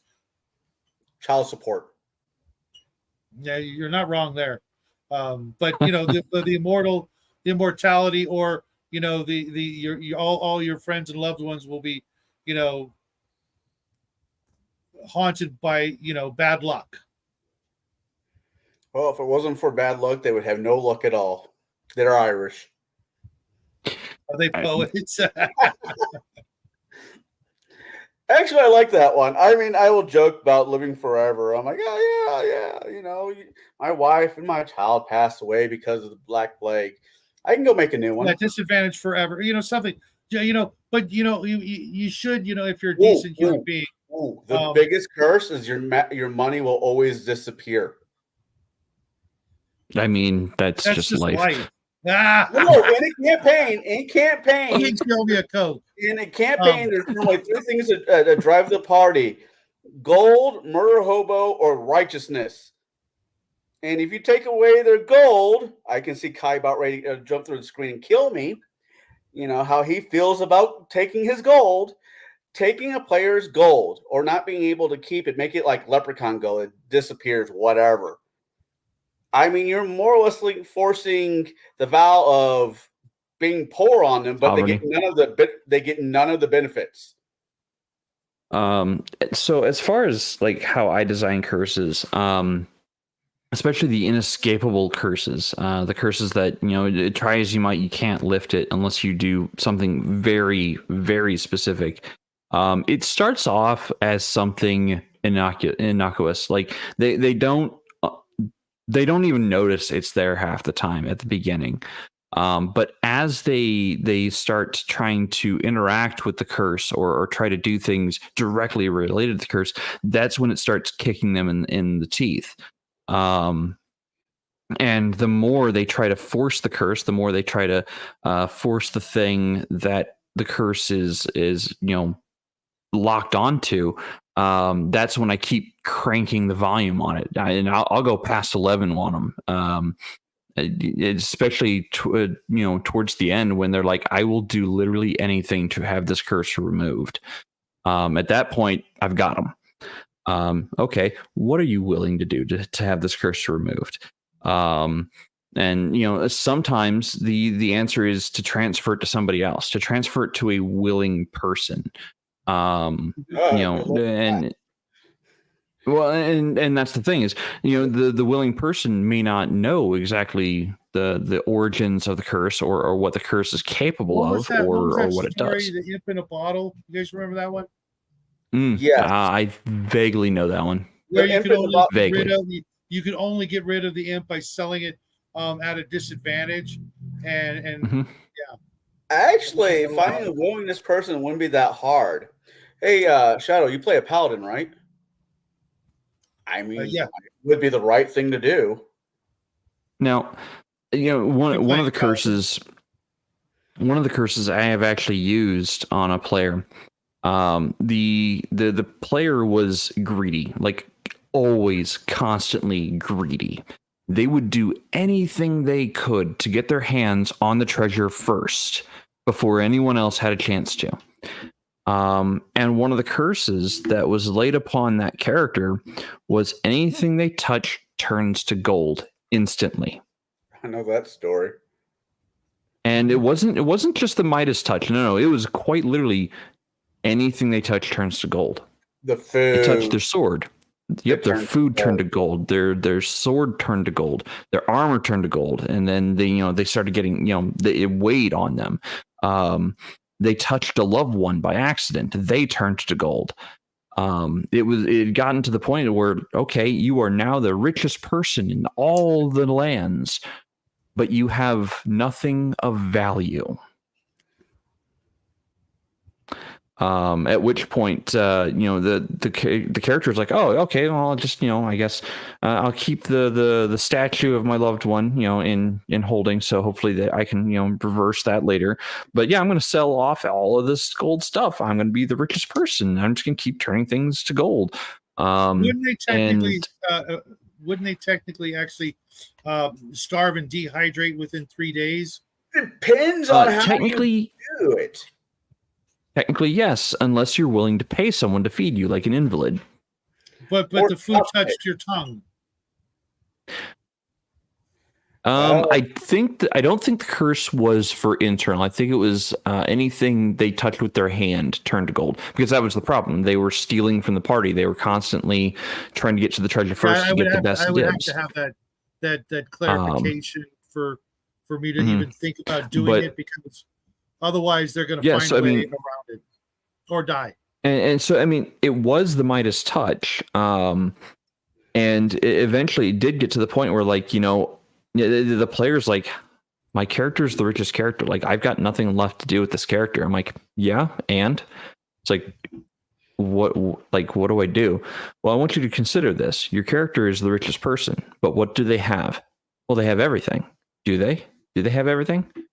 Do they know the love and touch of another? Do they know the affection of a loved one? At which point the player's like, oh no, they would never know that. How lonely of a life is that? Get married and divorce. Get married and with an ugly divorce, you'll find it the touch of a loved one to be overrated.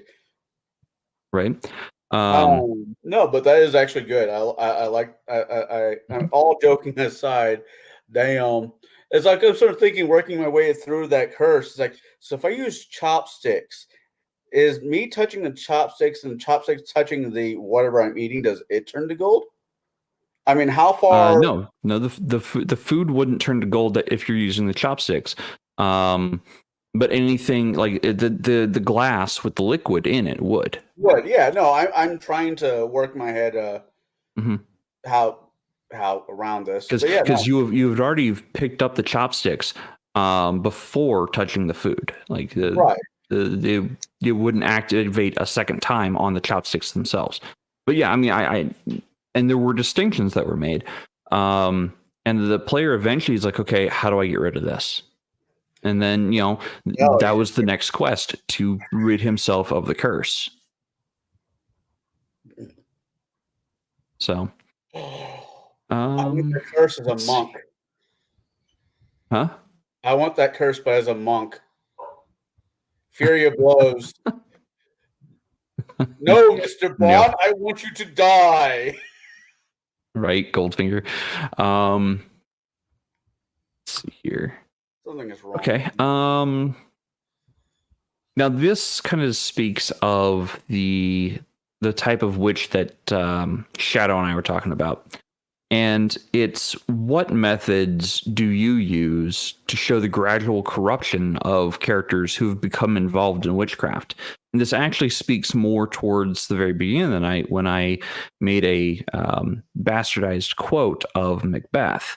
You see, Macbeth, he was the hero, but he became the antagonist because of the witch's prodding. Yes, no, that he became the bad guy. I thought it was his wife that drove him into Macbeth became the bad guy because of a prophecy that was made by the witches. Right. It's been a while since I read it. Last time I read it doesn't matter. His only and they pushed him towards murdering King Duncan. Right. And he eventually fell into the trap and kept murdering, and kept, because he wanted to be king. He wanted the power for himself. So that speaks of the corruption of the power there. Now, he wasn't dealing with directly witchcraft himself, but it was in part because of witchcraft that led him to that road to begin with. So what methods do you use to show gradual corruption of a person affected by witchcraft, or who has become involved in witchcraft? Shadow, I'm going to start with you on this one. Sorry. I think Shadow said, nope. You good? Sorry, what was that? So the question is, what methods do you use to show the gradual corruption of a character who's become involved in witchcraft? Like, we're talking like at the beginning stages of them getting involved with it. Like, how do you show the stages of corruption that they're going through? I would normally probably start with the weak ass tropes of, the wart on the nose and things like that. But I might even do, other more,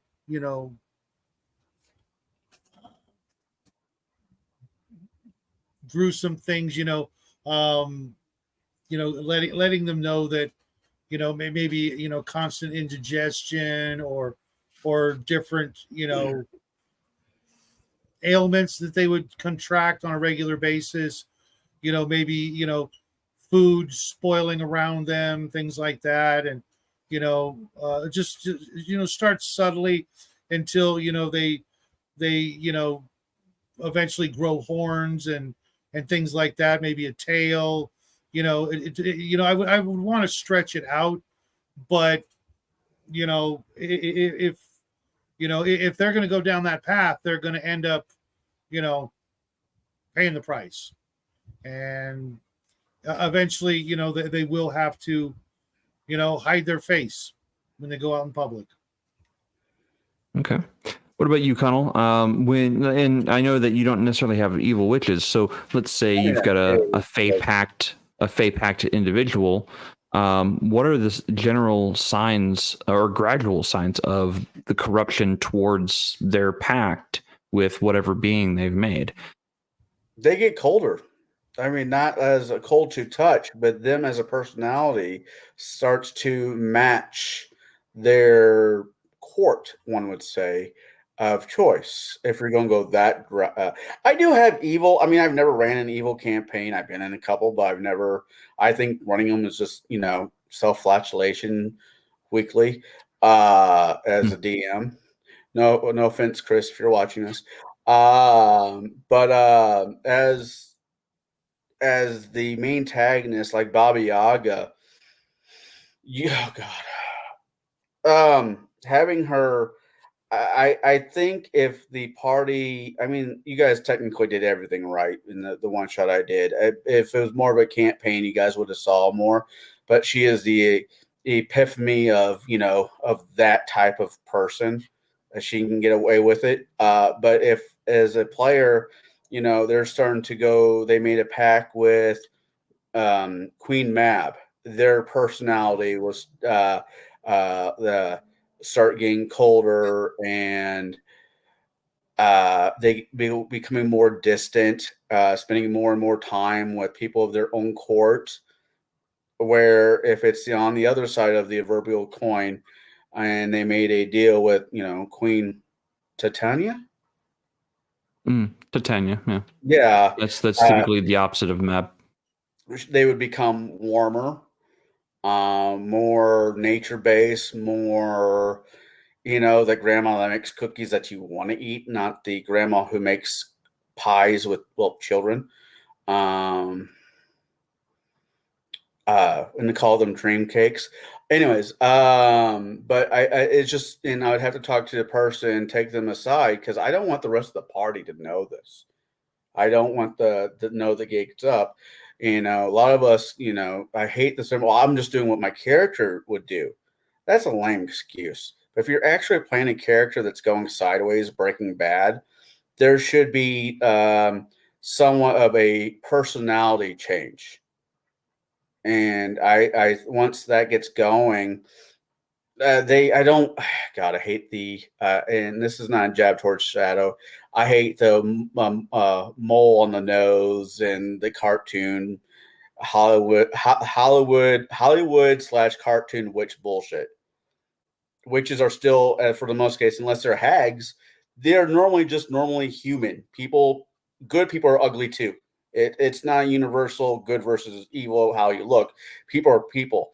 I mean, you could look like fucking Janet Jameson. You could look like a very beautiful woman and have a rotten soul, or you could be Pee Wee Herman. Well, somebody looks like Pee Wee Herman and have a great personality and great soul. It's not a physical look thing. It's personality.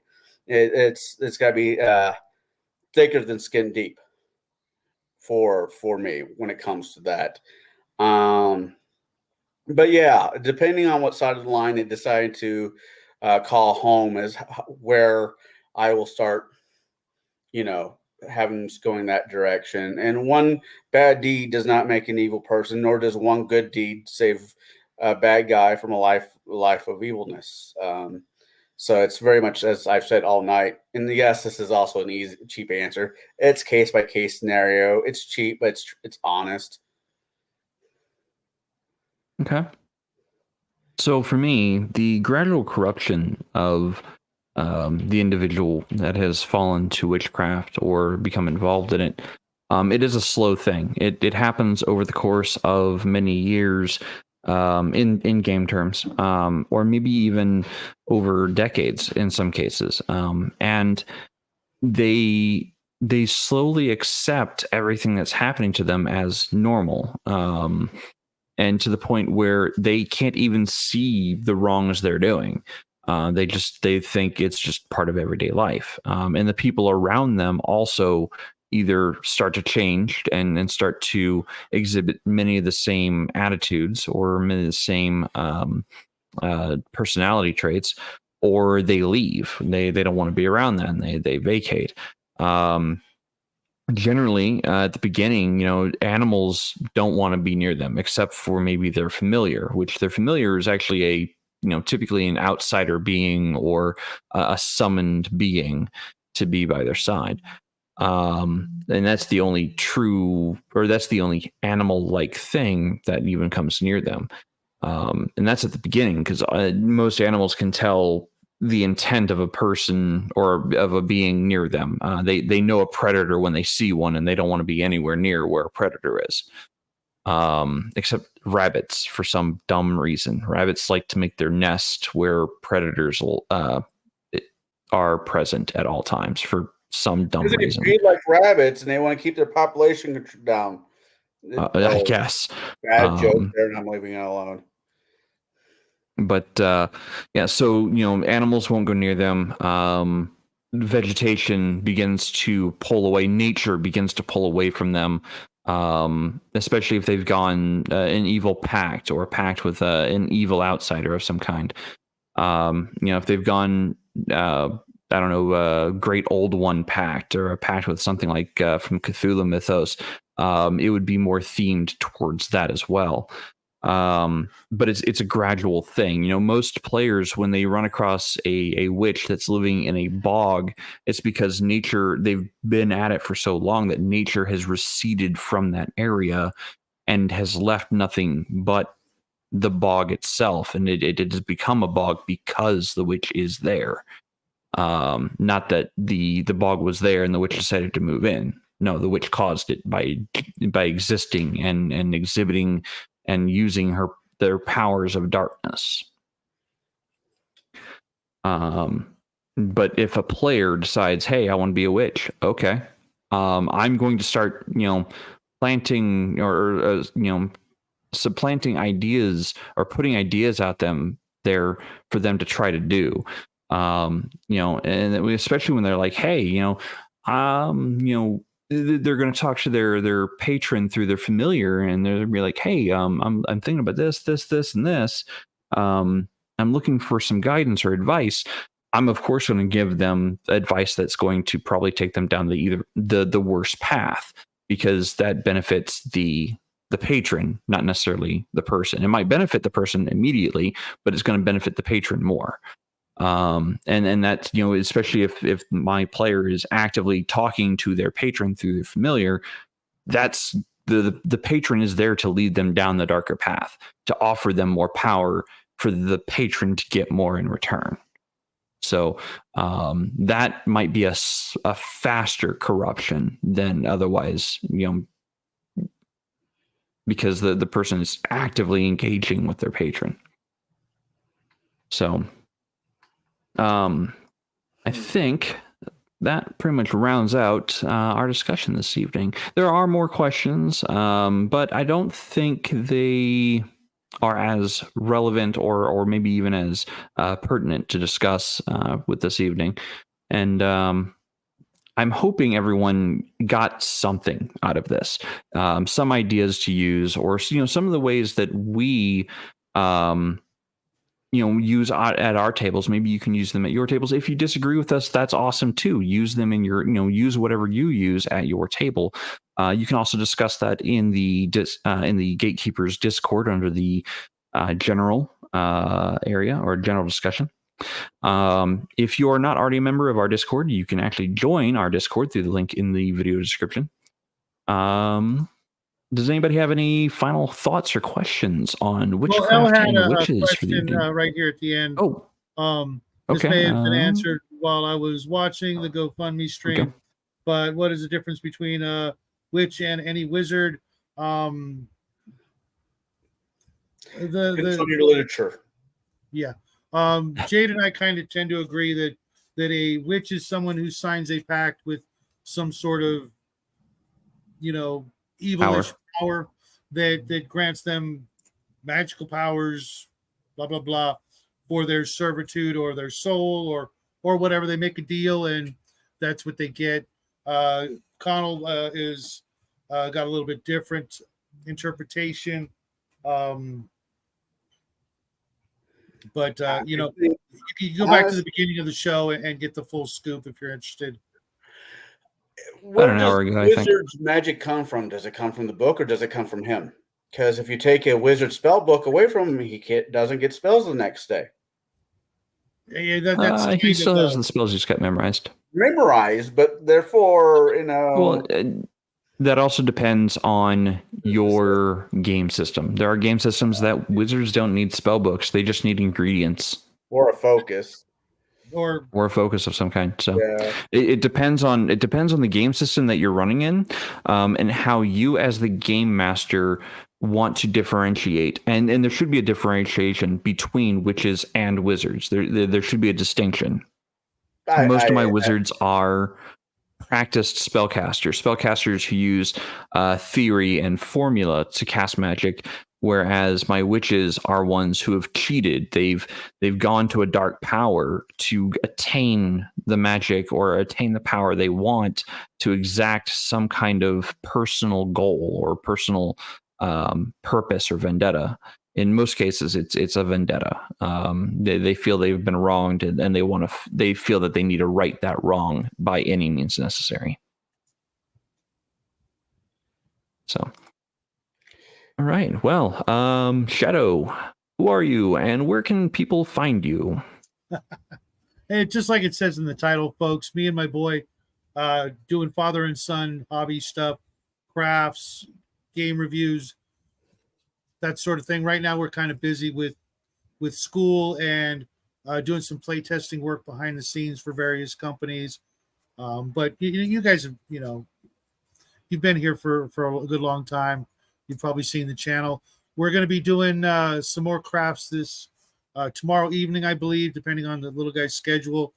We've been getting a lot of obstacles in our path this last week, and with my son doing a lot of JROTC and after school events and things like that, it's taken him away. But rest assured, he will be back hopefully tomorrow night, and possibly even this Saturday evening when we do the Sci-Fi Shadow Chat. Otherwise, stay tuned. We'll have some sort of Halloween goodness coming up shortly. All right, Conall, who are you and where can they find you? My name is Conall the Cigar DM. You can find me on Gatekeepers most Wednesdays. I do take Wednesday off here and there because I do game. You find me tomorrow on Table Breakers, where we'll be doing the third and last shot of the Crafty Gamers campaign, which has been very interesting to say the least. And this coming, I have a full weekend. Holy crap. This Saturday, you'll find me on Bruce's channel, either getting killed by fire giants or doing the killing. And I'm already got the barrel ready because either way, somebody's getting pushed over it. And Sunday, we're doing the first, but not the last, double feature. We're doing the 19-something, 60s, 70s, somewhere. I don't have the year memorized quite yet. Death Race 2000. The movie that has the guy from Kung Fu and Sylvester Stallone. David Carradine. Somebody needed a paycheck, and I don't know who. The other movie, maybe 70s. The other movie we're doing is The Curse of Frankenstein. Not Young Frankenstein, not The Bride of Frankenstein, but The Curse of Frankenstein. So I hope all you guys come and visit us. I will be drinking a lot because both these movies involve a lot of drinking.